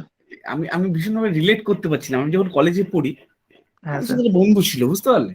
হ্যাঁ সে এরকম ছিল যে কলেজে আসতো, এসে ঠিক নির্দিষ্ট জায়গায়, তার জন্য নির্দিষ্ট জায়গা ছিল, সেই নির্দিষ্ট জায়গায় সে বসতো, বসে হ্যাঁ। প্রতিদিন ক্লাস করতো। মানে তার 100% অ্যাটেন্ডেন্স ছিল, সে পড়াশোনা নিয়ে ভীষণ কনসিয়াস ছিল। সে মেয়েদের সঙ্গে কথা বলতে চাইতো, কিন্তু কোথাও না কোথাও তার মধ্যে একটা একটা ভীষণ ভীষণ কনফ্লিক্ট কাজ করতো কথা বলার ক্ষেত্রে। ওভারঅল সে সবই ভালো, সে সে কলেজের খুবই ভালো স্টুডেন্ট, কিন্তু কলেজ জীবনের যে আনন্দটা সেইটা সে কোনোদিন পায়নি। সে আজও একটা ইউনিভার্সিটিতে আছে, ইউনিভার্সিটিতে জব করে ডাটা ইন্টারপ্রেট হিসাবে, কিন্তু আজও সে মানে কলেজের সেই ফ্লেভারটা পায়নি। মানে আমার অর্পণের পড়ানোর ক্ষেত্রে এবং অর্পণের ক্যারেক্টারের ক্ষেত্রে বারবার এই জায়গাটা মাথায় এসেছিল। অর্পণ নো ডাউট খুব বলার যে ভঙ্গিমা, নো ডাউট ভালো, নো ডাউট ভালো বলেছো, মানে এটা নিয়ে কোনো সন্দেহ নেই, কন্টেন্ট সম্পর্কে কোনো সন্দেহ নেই, বলার ভঙ্গিমা সম্পর্কে কোনো সন্দেহ নেই, কিন্তু তুমি বাংলা স্টুডেন্ট, সুতরাং। স্যার আমার মনে হচ্ছিল, স্যার আমি একটা কথা বলবো স্যার। হ্যাঁ, বলো আমার বলো। মনে হচ্ছিল, আমি জানি একদম মানে ভালো বোঝাতেও পারিনি না পড়াতে পেরেছি, মানে আমি তো বুঝতে পারছি। এবার ঘটনা হচ্ছে, আমার মনে হয় এটা সামনাসামনি হলে অভিজ্ঞতাটা একটু অন্যরকম হতো আর কি। বাড়িতে আমি তো বসে মানে এইভাবে। ভালোবেসে পড়ানো, যেটা তুমি সেই ভালোবেসে সেই পড়াতে পারোনি আর কি। হ্যাঁ তুমি স্যার। কোনো কথা না, সেই ভালোবাসতে পারছো না, এরকম একটা ব্যাপার। মানে সেই আমি আমি এই জায়গাতে ওই প্রশ্নটা তুলেছিলাম যে সে এই মেয়েটার সাথে কথা বলতে চায়, মেয়েদের সাথে ক্লাসে, কিন্তু সে কথা বলে আর উঠতে পারে না। সে নিজের কল্পনার জগতে থেকে যায়, কথাগুলো মানে কথাগুলো বলতে চায়, ওই গলা পর্যন্ত আটকে আসে, মানে নিজের কল্পনার জগতেই কথাগুলোকে আর কি বিচরণ করে রাখে, বাইরে আর প্রকাশ পায় না। তোমার পড়াটাও তো ঠিক তাই, তুমি ভালো আর বাঁচতে পারোনি, বুঝলে তো? তবে ওভারঅল এমনি ভালো হয়েছে, এমনি তোমার আমার আমার যেটা দেখার আর কি, মানে তোমার যে যে এবিলিটিস বা এফিসিয়েন্সি অ্যাবাউট দ্য টিচিং, সেটা দেখাচ্ছিল, সেটাও ভালো, খুবই ভালো। মানে তুমি ভালো একজন ভালো বক্তা, মানে সুবক্তা, এবং তোমার ভাষা জ্ঞান বোধ যথেষ্ট ভালো, এবং তুমি তার সঠিক অ্যাপ্লাইও করতে পারো। অনেকে ভালো ভালো জানে কিন্তু ভালো বলতে পারে না, কিন্তু তুমি ভালো অ্যাপ্লাই করতে পারবে, নো ডাউট। কিন্তু এই ভালোবাসাটা দরকার, বুঝতে পারলে, সব ক্ষেত্রে আর কি। হ্যাঁ স্যার। না স্যার বুঝতে পারছি, আমি ভালো বলতে পারিনি, আমার মানে। ভালো বলেছো, ভালো বলার নিয়ে কোনো সন্দেহ নেই। ইভেন কেউ বলতে পারবে না যে খারাপ বলেছো তুমি, এখানে যতজন আছি আমরা না ওরা তো student, বলবেই না, কেউ বন্ধুরা হয়তো, মানে সামনাসামনি তো কেউ বলবে না। না কেন বলবে না? ভুল হলে সেটাকে ভুল বলতে অসুবিধা কোথায়? তোমার দেখি তোমার বন্ধু কারা আছে এখানে, জিও ইসে সবাই আছে, যারা আছে সবাই বন্ধু। বাংলার বিশেষ বন্ধুদের কথা বলি আর কি, যারা স্বাভাবিক ডিপার্টমেন্টাল ব্লাড হলে যেটা হয়, আমরা বলি you are my departmental blood, মানে আমার রক্ত হ্যাঁ, আর কি। তো রিমা, রূপালী, হ্যাঁ, স্নেহা, রিমা আছে, বলিস এই বলো, রিমা আঁখি। বলো, রিমা মোদক, মোদক বলো, অর্পণ হ্যাঁ কেমন স্যার পড়িয়েছে বলুন। স্যার বলো, ভালো অর্পণ পড়িয়েছে, কেমন বুঝতে পড়িয়েছে? পেরেছি। ভালো এই পড়িয়েছে শোনেনি স্যার, তুমি, আমাদের তো বোঝা ও নিয়ে তার কথা, মানে শুনিনি, বুঝে রিমা গেছি। শুনিনি। স্যার বোঝার সাথে কিন্তু ভালো পড়ার না না, স্যার সম্পর্ক আমি রিমা আছে, বুঝেছি, মানে শুনিনি, যারা। শুনেছি রিমার স্যার, আমি রিমার সত্যি শুনেছি, আমি কনফার্ম রিমা শুনিনি। রূপালী, রূপালী বলো। আমি শুনেছি স্যার। Okay, বুঝলাম। রূপালী সরকার বলো, রূপালী সরকার। এর তো নেটওয়ার্ক পায় না। আরেকটা কি স্নেহা, তার তো শরীর প্রত্যেকদিন খারাপ, আর এক কেউ ভুল নেই হয় তোমাদের না। বাংলার। একই আছে। যাই হোক, বুঝতে হ্যাঁ পেরেছি। স্যার রাজন খুব ভালো পড়িয়েছে, আমি ওকে, বেশ, বুঝেছি ভালো। ঠিক আছে। হ্যাঁ, তাহলে এই তো বেশ। বেশ, আমরা এবার আমাদের নেক্সট প্রেজেন্টার পূজা পূজা আমি বলবো। পূজা দাস। হ্যাঁ, পূজা দাস, পূজা বলো। ওই রূপালী স্মাইলের মাধ্যমে দিয়ে বুঝিয়ে দিয়েছি, ভালো পড়িয়েছো। সবাইকে, আজকে আমি শিখন সম্পর্কে আলোচনা করব। হ্যাঁ, করো।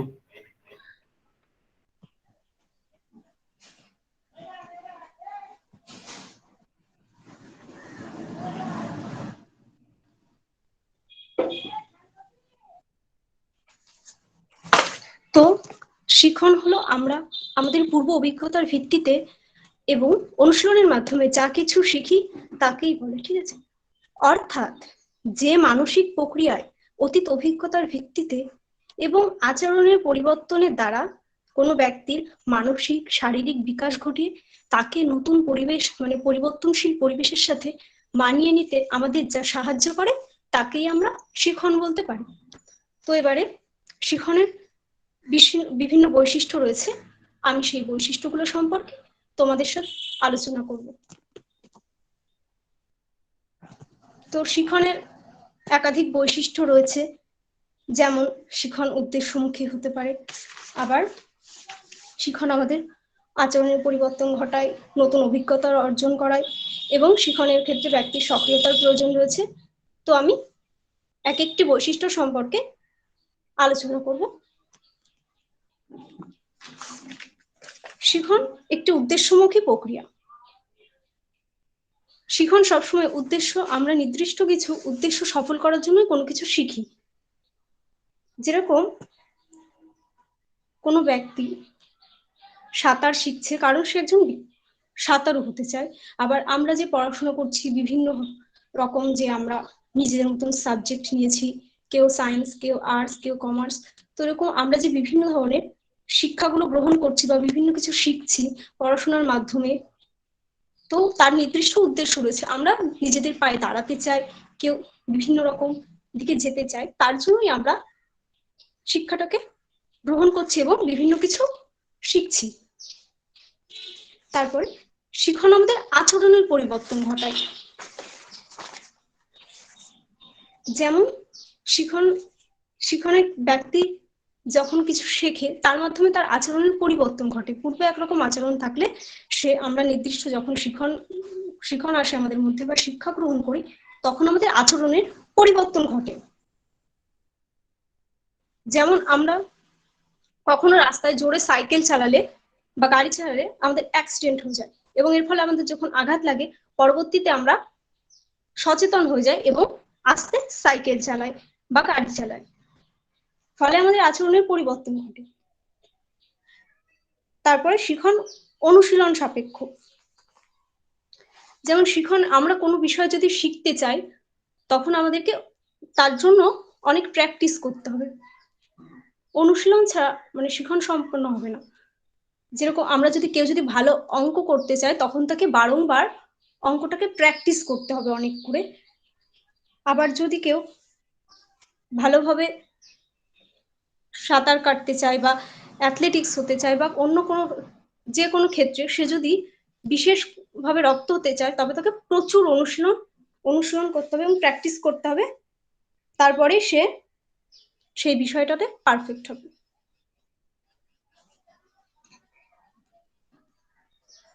তারপরে নতুন অভিজ্ঞতার অর্জন।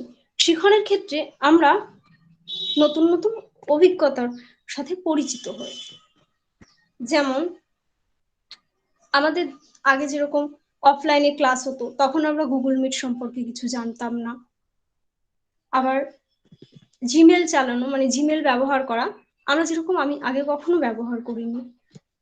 যখন আমাদের অনলাইন এক্সাম হলো, পরীক্ষার খাতাগুলো জমা দিতে হবে, তখনই আমি প্রথম জিমেল ব্যবহার করা শুরু করলাম এবং আমি প্রথমে জানতাম না, তারপরে ভুল প্রশ্ন উত্তর পাঠিয়ে দিয়েছিলাম, পরে জানলাম কিভাবে জিমেলটা ব্যবহার করতে হয়, তারপরেই আমি শিখলাম এবং এই যে আমি শিখলাম এটা আমার একটা নতুন অভিজ্ঞতা অর্জন করলাম। তারপর নতুন যখন কোনো অ্যাপস ফোনে আসে, আমরা সেটাকে চালাই এবং তার থেকে কিছু শিখতে পারি। এছাড়াও বাইরে আমরা নতুন নতুন জিনিস সবসময় শিখি। তো শিখনের মাধ্যমে আমরা কি নতুন অভিজ্ঞতাকে অর্জন করি। তারপরে শিখন একটি সার্বজনীন প্রক্রিয়া। শিখন মানুষ ছাড়াও সবার মধ্যে হতে পারে। শিখনের জন্য জাতি, বর্ণ, লিঙ্গ ভেদে মানে সবার মধ্যে, মানুষ ছাড়াও অন্যান্য প্রাণী সকলের ক্ষেত্রে শিখন হয়। শিখন যে শুধু মানুষের মধ্যে সীমাবদ্ধ এমন কোনো বিষয় নয়, শিখনটা সবার মধ্যে হয়। যেমন মানুষের যেরকম শিখন হয় অন্যান্য প্রাণীরও হয়। যেরকম আমরা কোনো বল ছুটে দিলে কোনো কুকুরকে নিয়ে আসতে বলি, এটা তো সব কুকুর করে না, কিন্তু কিছু কুকুরকে আমরা যখন শিখিয়ে দিই তখন তারা কিন্তু বলটা নিয়ে চলে আসে। কিংবা যখন কোনো বিড়াল আমাদের কোনো খাবার খেয়ে নেয়, আমরা যখন বিড়ালটাকে তাড়া দিই তখন কিন্তু সে নেক্সট বার আমরা থাকলে আর আসে না।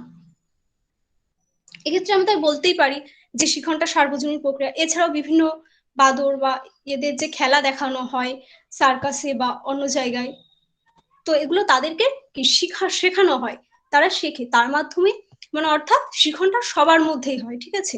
তারপরে সক্রিয় প্রক্রিয়া। শিখন হচ্ছে একটি সক্রিয় প্রক্রিয়া। এক্ষেত্রে ব্যক্তিকে বা শিক্ষার্থীকে সবসময় সক্রিয় থাকতে হবে, না হলে সে কিছু শিখতে পারবে না। ব্যক্তির যদি নিজের আগ্রহ, ইচ্ছা এগুলো না থাকে তাহলে সে শিখতে পারবে না। ব্যক্তিকে সক্রিয় থাকতে হবে, তাকে এই শিখন শেখার জন্য তাকে মানে অ্যাক্টিভ থাকতে হবে সবসময়। যেরকম আমাদের ধরুন অনলাইন ক্লাসে আমাদের স্যার আমাদের এডুকেশনের অঙ্ক শেখানোর খুব চেষ্টা করছে। স্যার অঙ্ক শেখানোর জন্য আমাদেরকে মানে স্ক্রিন শেয়ার করে ভিডিও, তারপরে ছবির মাধ্যমে বিভিন্নভাবে অঙ্ক শেখানোর খুব চেষ্টা করছে। কিন্তু আমরা এদিকে যদি না শিখতে চাই, যদি আমি হয়তো ক্লাসে মনোযোগ না দিয়ে চুপচাপ ফোনটা অন করে বসে আছি, অথবা আমি গেম খেলছি, হোয়াটসঅ্যাপ চালাচ্ছি, স্যার তার 100% ঢেলে দিয়ে শেখানোর চেষ্টা করছে, কিন্তু আমি শুনছি না, আমি সক্রিয় নই, তাহলে কি হবে? আমি শিখতে পারবো না। তাই শিখনের জন্য শিক্ষার্থীকে অবশ্যই সক্রিয় থাকতে হবে। তারপরে সমস্যার সমাধান। আমরা শিখনের মাধ্যমে সবসময় কোনো না কোনো সমস্যার সমাধান করি বা কোনো সমস্যার সমাধান করবার জন্যই শিখি। সমস্যার সমাধানের সাথে শিখনের একটা বিশেষ যোগ রয়েছে। আমরা যখন কোনো কিছু শিখি সমস্যা সমাধানের জন্যই শিখি, অথবা কোনো কিছু শিখলে আমরা কোনো সমস্যার সমাধান করতে পারি। যেমন আমাদের কোথাও দ্রুত পৌঁছানোর জন্য পায়ে হেঁটে যাওয়ার বদলে আমরা সাইকেল চালিয়ে কিংবা বাইক চালিয়ে, স্কুটি চালিয়ে যাই। এটা আমরা দ্রুত যাবার জন্য বাইক স্কুটি চালানো শিখি, অথবা আমরা চালানো শিখি বলে দ্রুত যেতে পারি, অর্থাৎ আমরা কোনো সমস্যার সমাধান করার জন্য শিখি। তারপরে পরিবেশ দ্বারা প্রভাবিত। আমরা যে শিক্ষা গ্রহণ করি, মানে আমরা যা কিছু শিখি বা শিক্ষা গ্রহণ করি সেগুলো পরিবেশের উপর প্রভাব, পরিবেশ তার সাথে যুক্ত থাকে, মানে পরিবেশ দ্বারা প্রভাবিত হয় আমাদের যে শিখনটা। যেরকম পরিবেশে থাকে সে সেরকম শেখে। যেরকম একটা গ্রাম অঞ্চলের বাচ্চা, শিশু বা ছেলে মেয়ে, তারা কি গ্রাম অঞ্চলের সমস্ত কিছু শেখে। যে গ্রাম অঞ্চলের মতন খেলাধুলা, কিতকিত খেলা, রৌদ্রে দুপুরে ঘুরে বেড়ানো, যেসব লাঠি ডান্ডা গুল্লি এইসব খেলাগুলো শেখে। তারপরে তারা বিভিন্ন গ্রাম অঞ্চলে যেসব কাজগুলো, যে মাটির কলসি তৈরি করা, তারপরে বাঁশের বেড়া তৈরি করা ইত্যাদি, এইসব কিছু শেখে। কিন্তু একটা শহর অঞ্চলের ছেলে মেয়ে তারা এগুলো শিখতে পারে না। তারা কি শিখবে? তারা ফোন ঘাটা শিখতে পারে, স্কেটিং শিখতে পারে, ফুটবল, ক্রিকেট এইসব শিখবে। তারা কিন্তু মাটির জিনিস বানানো বা বেড়া বানানো এগুলো শিখতে পারবে না। তো আমার আলোচনার বিষয় খুবই ছোট ছিল, আর এইটুকুই আমি খুব অল্প সময়ের মধ্যেই শেষ করেছি। তোমাদের কারোর যদি কোনো সমস্যা বা প্রশ্ন থাকে আমাকে বলতে পারো।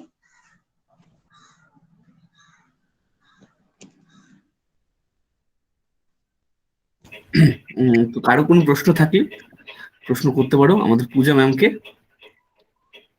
কারো কোনো সমস্যা আছে? কেউ যদি কিতকিত খেলা না জানো সেও জিজ্ঞেস করে নিতে পারো কি করে কিতকিত খেলে।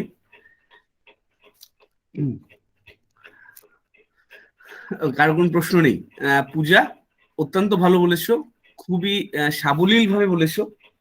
বলার ক্ষেত্রে তোমার কোনো রিজিডিটি ছিল না। ফাঁকিবাজ। সেটা তো অবশ্যই, ফাঁকিবাজের সঙ্গে বলার কোনো সম্পর্ক নেই। যারা ফাঁকিবাজ হয় তারাও ভালো বলে, কিন্তু তারা ফাঁকিবাজ। তবে ভালো, তুমি এরকম খেলে যাও কিতকিত, কোনো ব্যাপার নেই। বড় হয়েছো, এখন পড়াশোনাটাও একটু ভালো করে করো, বুঝতে পারলে? তো যাই হোক, পূজা বেশ ভালো বলেছে, ধন্যবাদ পূজাকে। এবার আমাদের নেক্সট অ্যান্ড লাস্ট প্রেজেন্টার মাসাদুর রয়েছে। আছো তুমি? স্যার। হ্যাঁ বলো, তুমি শুরু করো। Okay sir.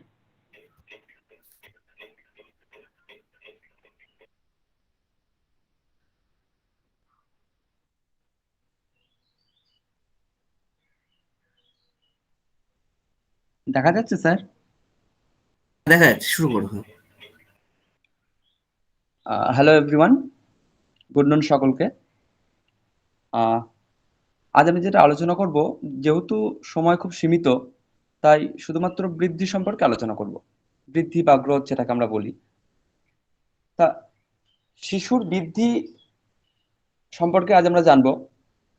শুধু শিশুর নয়, শিশুর বয়স থেকে আমরা যে বড় হয়ে উঠেছি, এই সারা জীবন ব্যাপী আমাদের যে সময়ের সাথে সাথে যে বৃদ্ধি হচ্ছে, বৃদ্ধি সে কত বয়স অবধি হয় এবং কি কি বৈশিষ্ট্য পরিলক্ষিত হয় সে সম্পর্কে আলোচনা করব।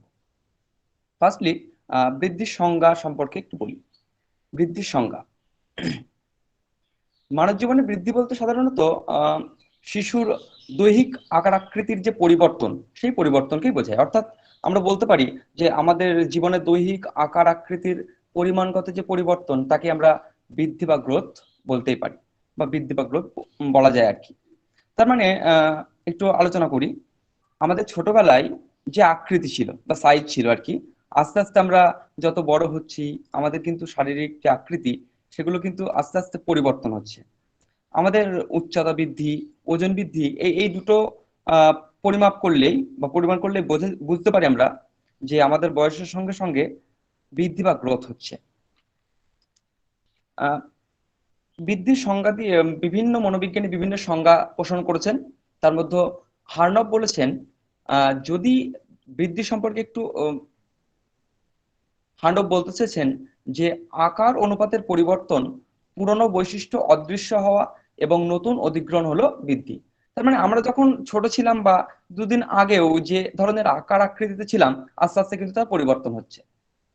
আবার ক্রো অ্যান্ড ক্রো 1962 খ্রিস্টাব্দে বলেছেন, এই দুজন মনোবিজ্ঞানী, তারা বলছেন যে বৃদ্ধি সম্পর্কে একটু গঠনগত এবং শারীরবৃত্তীয় যে পরিবর্তন, সেই পরিবর্তনকে বোঝায়। তারা বলছেন যে শারীরবৃত্তীয় যে গঠনগত পরিবর্তন, সেটাকেই বৃদ্ধি বলা হয়েছে।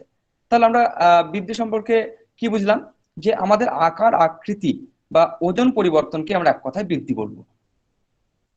হ্যাঁ, যেহেতু বৃদ্ধি একটি নির্দিষ্ট বয়স পর্যন্ত হয়, সেই বয়সের পরে কিন্তু আমরা বৃদ্ধি দেখতে পারবো না। তাহলে মোটামুটি ভাবে 24 থেকে 25 বছর পর্যন্ত আমাদের বৃদ্ধি হতে থাকে। সেই 24 থেকে 25 বছর পর্যন্ত আমাদের কিন্তু শারীরিক গঠন যদি পরিমাপ করি, তাহলে দেখবো প্রতিনিয়ত আমাদের শরীরে কিছু না কিছু পরিবর্তন হয়ে চলেছে। এবার আমরা বৃদ্ধির সংখ্যাটা ইতিমধ্যে কমপ্লিট করলাম। এবার বৃদ্ধির শর্ত সম্পর্কে একটু আলোচনা করব। বৃদ্ধির কতগুলি শর্তের উপর ভিত্তি করে কিন্তু গঠিত হয়। সেগুলোর মধ্যে প্রথমেই হলো অভিযোজনমূলক ক্ষমতা। ব্যক্তির বাহ্যিক অভিযোজনমূলক ক্ষমতাতে কি বলা হচ্ছে একটু দেখি। ব্যক্তির বাহ্যিক এবং অভ্যন্তরীণ জীবনের নানা রকম উপাদানের অন্তঃক্রিয়ার ফলের উপর বৃদ্ধি নিয়ন্ত্রিত। অর্থাৎ বিভিন্ন উপাদানের যে পারস্পরিক ক্রিয়া প্রতিক্রিয়া বা অভিযোজন, তার উপরেই নির্ভরশীল, তার উপরেই বৃদ্ধি নির্ভরশীল। 2 নম্বর বলতে পারি আমরা, দ্বিতীয়ত বলতে পারি অপরিণত। শিশু যখন জন্মগ্রহণ করে, সে নিতান্ত অসহায়, অপরিণত থাকে। আর শিশু অপরিণত থাকে বলেই কিন্তু সে বৃদ্ধি প্রক্রিয়ার দ্বারা আস্তে আস্তে বিকশিত হয়। পরবর্তী পয়েন্টে যাই। এরপর একটি ক্রমবৃদ্ধি। বৃদ্ধির শর্তাবলীতে ক্রমবৃদ্ধি বলে পয়েন্ট। বৃদ্ধির ক্রমবৃদ্ধিতে বলছে যে বৃদ্ধি ক্রমশ্চ পর্যায়ে ঘটে। মানব শরীরে প্রতিটি স্তরে বৃদ্ধি তার পূর্ব স্তরের বৃদ্ধির উপর নির্ভরশীল, এবং এইভাবে ক্রমবৃদ্ধি শিশুর জীবনে ক্রমবিকাশ নিয়ে আসে। তার মানে আমরা দেখি যে ছোটবেলা থেকে আস্তে আস্তে যত বড় হতে থাকবো ক্রমশ পর্যায়ে আস্তে আস্তে বৃদ্ধি প্রাপ্ত হবো, তাই না? এবার শেষ পয়েন্ট, বৃদ্ধির শর্তে বলা হয়েছে আচরণ ধারা পরিবর্তন। এতে বলা হয়েছে যে শিশু পূর্বস্তরের বৃদ্ধি যেমন পরবর্তী স্তরের বৃদ্ধিকে প্রভাবিত করে, শিশুর পূর্বস্তরের বৃদ্ধিটা যেমন পরবর্তী স্তরের বৃদ্ধিকে প্রভাবিত করছে, ঠিক তেমনি শিশু তার পূর্ব অভিজ্ঞতার ভিত্তিতে আপন আচরণ ধারা কিন্তু পরিবর্তন করে। আমরা আপাতত বৃদ্ধির শর্তটা সম্পর্কে আলোচনা করলাম। এবার পড়ব বৃদ্ধির বৈশিষ্ট্য নিয়ে। বৃদ্ধির বেশ কিছু বৈশিষ্ট্য বেছে নিয়েছি, যার মধ্যে প্রথম বৈশিষ্ট্য একটু আসি, পরিমাণগত পরিবর্তন। পরিমাণগত পরিবর্তনে একটু বলি পরিমাণগত পরিবর্তনটা কি। যখন দেহের কোনো অংশ বা সমগ্র দেহের বর্ধন ঘটে, যার ফলে আকার আকৃতি পরিবর্তন হয়, সেটাই বৃদ্ধি। শিশুর উচ্চতা বৃদ্ধি, ওজন এর ক্ষেত্রে শ্রেষ্ঠ উদাহরণ, এটা উদাহরণ দিয়ে বলা যেতে পারে। তারপরের পয়েন্ট বলি বৃদ্ধি ও বয়স। এই পয়েন্টে বলা যেতে পারে যে বিভিন্ন বয়সে বৃদ্ধির হার বিভিন্ন রকম হয়। যেমন বিভিন্ন বয়সে শিশুদের যদি বিভিন্ন বয়সের শিশুদের মধ্যে যদি সমবয়স্ক কিছু শিশুদের উচ্চতা নির্ণয় করা হয়, তাহলে দেখবো আমরা কি যে প্রত্যেকটা শিশুর মধ্যে বৃদ্ধির হার কিন্তু এক নয়। বিভিন্ন ধরনের শিশুর বিভিন্ন ধরনের হাইট, সমবয়স্ক হলেও। 3 নম্বর পয়েন্ট বলি বৃদ্ধি ও জন্ম পরবর্তী প্রভাব সমূহ। বৃদ্ধি জন্ম পরিবর্তন প্রভাব সমূহ কি বলছে যে শিশু ভূমিষ্ঠ হওয়ার পরে যেসব প্রভাবক বৃদ্ধিকে প্রভাবিত করে সেগুলো হলো যেমন সংক্রমণ, পুষ্টি, আঘাত, আবহাওয়া ইত্যাদি। তাই ভূমিষ্ঠ হওয়ার পর শিশুর বিভিন্নভাবে তার আকার আকৃতির পরিবর্তন এগুলো কিন্তু বিভিন্নভাবে হয়ে থাকে। এর জন্য যে প্রভাবক, এর প্রভাবগুলি হচ্ছে পুষ্টি, আঘাত, আবহাওয়া এবং বিভিন্ন ধরনের সংক্রমণ। আর সংক্রমণটা কি, যে রোগ সংক্রমণের ফলে শিশুর বৃদ্ধিতে কিন্তু ব্যাঘাত সৃষ্টি করে, আবার কিন্তু পুষ্টিকর খাদ্য পেলে শিশুর বৃদ্ধির হার ঘটতে পারে। এবং আবহাওয়াজনিত কারণে বৃদ্ধি এবং আঘাতজনিত কারণে বৃদ্ধিতে কিন্তু বিভিন্ন ধরনের প্রভাব সৃষ্টি করে। পরবর্তী পয়েন্টে আসবো। পরবর্তী পয়েন্ট রয়েছে বৃদ্ধি ও অনুশীলন। এবার দেখবো বৃদ্ধি অনুশীলনে কি বলছে। বৃদ্ধি অনুশীলনে বলা যেতে পারে যে উপযুক্ত বৃদ্ধির জন্য শিক্ষকগণ বিভিন্ন কর্মসূচির মধ্য দিয়ে শিক্ষকগণ আমাদেরকে হেল্প করবেন, বিভিন্ন কর্মসূচির মধ্য দিয়ে শিক্ষার্থীদের অনুশীলনের ব্যবস্থা করেন। বৃদ্ধি কিন্তু অনুশীলনের উপর নির্ভর করে অনেকটা, কারণ আমরা দেখি যে বিভিন্ন ধরনের কাজকর্ম বা এক্সারসাইজের মাধ্যমে শারীরিক বৃদ্ধি কম বেশি করা যায় বা হয়ে থাকে। বা উচ্চতা বৃদ্ধির জন্য বিভিন্ন ধরনের ব্যায়াম করতে দেখি আমরা, বা শরীরের যে মাংসপেশি এবং বিভিন্ন হাড়গোড় সেগুলো সুস্থ রাখার জন্য আমরা অনেককেই ব্যায়াম করতে দেখি আমরা, এমনকি আমরা নিজেরাও করি যেটা। এবার হচ্ছে পরবর্তী পয়েন্ট ব্যক্তিভেদে বৃদ্ধির হার। যে সকল শিশু, এতে বলা যায় যে সকল শিশু বৃদ্ধির ক্ষেত্রে অন্যদের থেকে এগিয়ে থাকে, সারা জীবন কিন্তু তারা এগিয়ে থাকবে। আমরা একই বয়সী শিশুদের মধ্যে যদি বৃদ্ধির পরিমাপ করি তাহলে তাদের মধ্যে বৃদ্ধি দেখব বেশি, শারীরিক দিক থেকে বৃদ্ধি বেশি থাকলে বা সমাজে কিন্তু তারা শারীরিক থেকে সামাজিক দিক থেকে এগিয়ে চলে, সবকিছুতেই তারা এগিয়ে চলে। পরবর্তী পয়েন্ট যেটা আছে সেটা হচ্ছে বৃদ্ধি ও বংশগত প্রভাব। এটা খুব ইম্পর্টেন্ট একটা বৃদ্ধির ক্ষেত্রে বৃদ্ধি ও বংশগত প্রভাব। বিভিন্ন মনোবিজ্ঞান মনে করছেন যে বৃদ্ধির উপর বংশধারার প্রভাব কিন্তু অধিক, আবার অনেকে মনে করছেন যে পরিবেশের কারণেই বৃদ্ধি ঘটে। অধিকাংশ মনোবিজ্ঞান মনে করেন যে বৃদ্ধি বংশধারা ও পরিবেশের মিথস্ক্রিয়ার ফলে হয়ে থাকে। এর স্পষ্ট উদাহরণ যেটা আমরা বলতে পারি, যদি দেখি আমরা তাহলে পিতামাতার যে বৈশিষ্ট্যগুলি দেখা যায় তার মধ্যে বেশিরভাগই কিন্তু বৈশিষ্ট্য সন্তানদের মধ্যে সঞ্চারিত হতে আমরা দেখি। এটা খুব ভালো উদাহরণ একটা।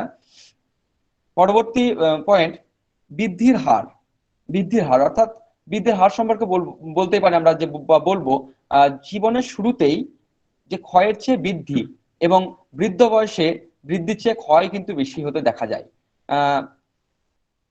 এবং বৃদ্ধ বয়সে শারীরিক মানসিক দক্ষতার ক্ষয় হতে আমরা দেখি, কিন্তু তা সত্ত্বেও চুল ও নখের বৃদ্ধি কিন্তু হতে দেখা যায়। তা নির্দিষ্ট সময় পর্যন্ত মানব জীবনে বৃদ্ধি সাধিত হয়। বয়সের প্রথম দিকে কি হয়, বয়সের প্রথম দিকে আমরা দেখি যে বৃদ্ধির হার প্রচুর থাকে। তারপরে যখন মিডল এজ হয় তখন দেখা যায় যে বৃদ্ধির হার স্থূল হয়ে পড়ে, অর্থাৎ কম হতে থাকে। এবং শেষ বয়সে যখন দেখি শেষ বয়সে বৃদ্ধির হার কিন্তু উল্টো পথে আসতে থাকে, তখন কি হয় মানে থেমে যায় বা কম হতে দেখা যায় আর কি। বৃদ্ধির বৈশিষ্ট্যের শেষ পয়েন্ট বৃদ্ধির পর্যায়সমূহ। এই পর্যায়সমূহতে কি বলছে? এই পর্যায়সমূহতে বলা হচ্ছে যে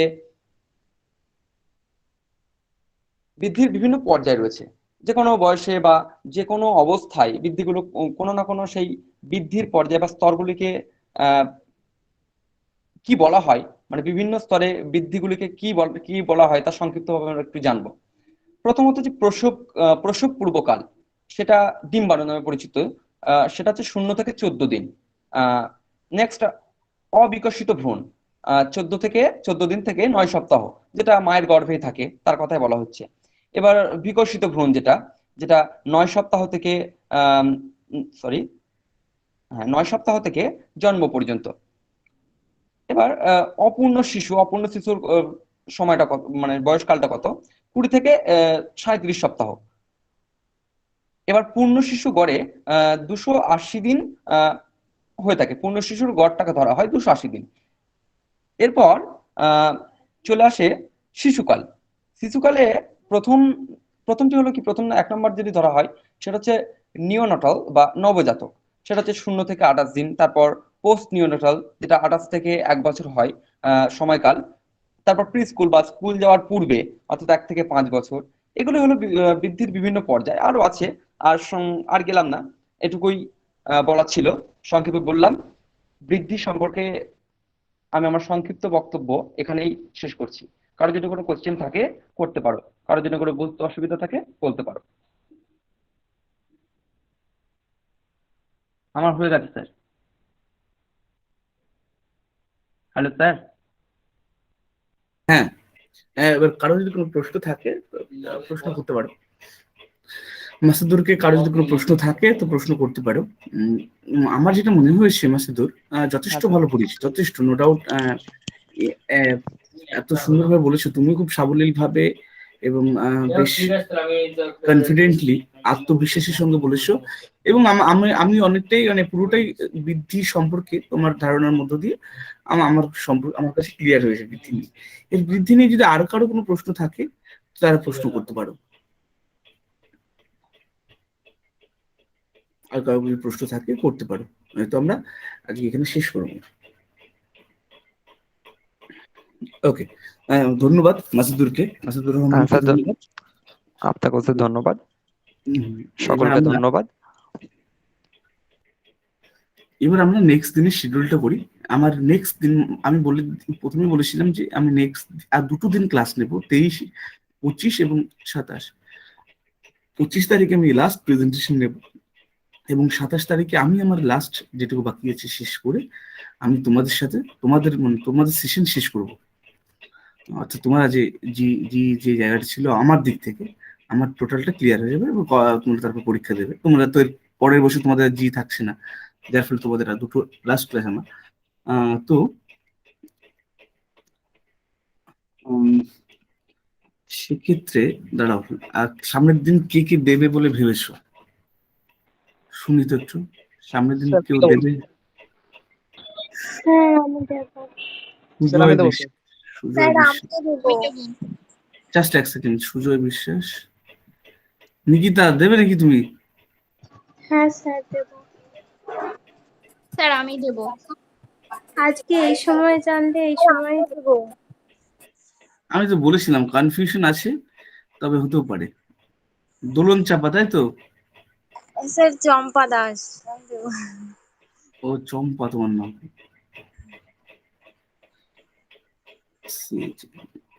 স্যার আমি দেবো।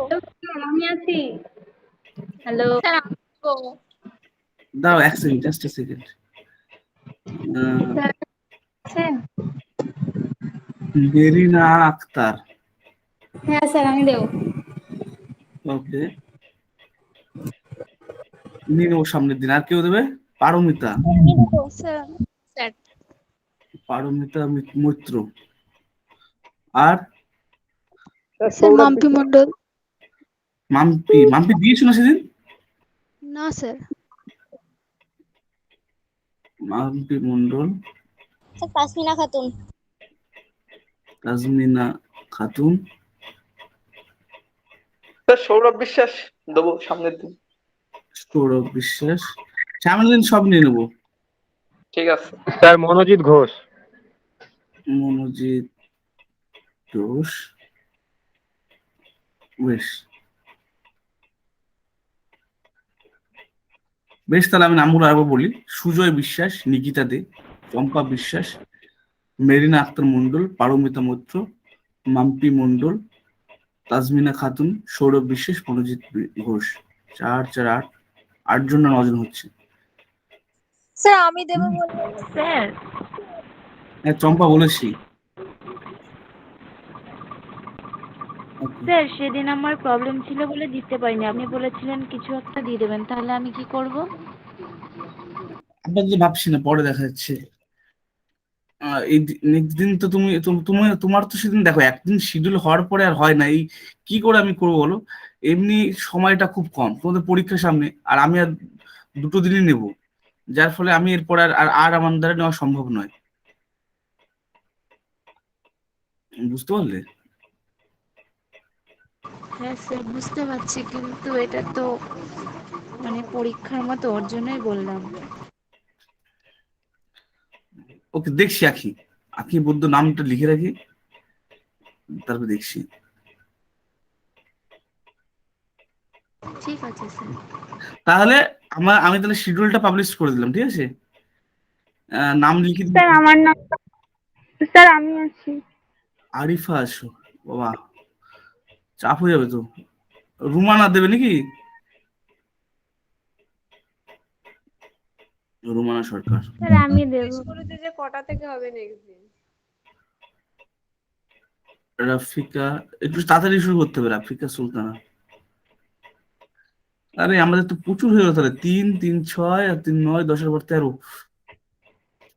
13 জনকে তো আমরা চাপ হয়ে গেল। এতজন হবে একদিনে? কিছু করার নেই, আমি আর 2 দিনের বেশি এক শুলো সময় দিতে পারবো না। আজকে দেখলি তো কিভাবে নিলাম। তো 2 দিনের বেশি আমার সময় আর হবেই না, একদমই হবে না। আপনি 10 মিনিট করে সময় বরাদ্দ করে দিতে পারেন প্রত্যেকের জন্য। হ্যাঁ, ওরকমই করতে হবে। 10 মিনিট হয়ে যাবে, আশা করা যায় হয়ে যাবে, অসুবিধা হবে না। আমরা আমরা ঠিক নিয়ে নেব। হুম। এবং লাস্ট দিন দরকার হলে এর মধ্যে থেকে যতজন হবে হবে। কিছু বাকি থাকলে লাস্ট দিনে আমি ধরো আধ ঘন্টা বা 1 ঘন্টা পড়ালাম, আর বাকি টাইমটা প্রেজেন্টেশন নেওয়া হলো। এরকম করে আমরা শেষ করে দেবো আর 2 দিন, ঠিক আছে?